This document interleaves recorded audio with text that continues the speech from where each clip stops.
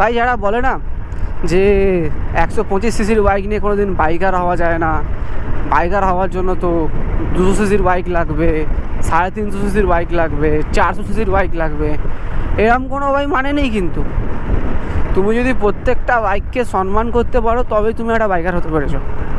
তোমার পাশ দিয়ে একটা 125 সিসির বাইক যাচ্ছে, তাকে দেখে তুমি হাসাহাসি করছো, তাকে নিয়ে তুমি খিল্লি হাসি মজা করছো, তার মানে তুমি ভাই বাইকার হতে পারোনি।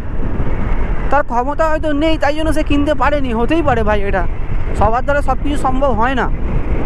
125 সিসির বাইকটাও ভাই একটা বাইক, আর এদিকে তোমার 400 সিসির বাইকটাও একটা বাইক।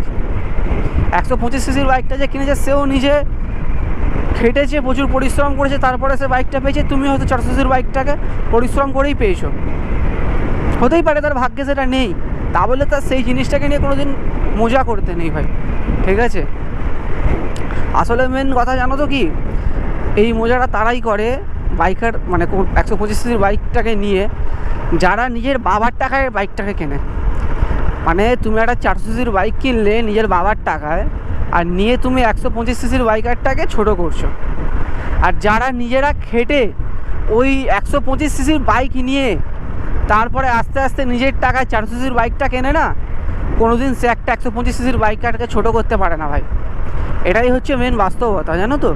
নিজের টাকায় করা জিনিস আর বাবার টাকায় করা জিনিসের মধ্যে, বাবার টাকায় যারা করে তারাই লোককে ছোটোটা করে, আর যারা নিজের টাকায় করে তারা কোনোদিন লোককে ভাই ছোটো করে না, অন্তত তোমাদের মতো।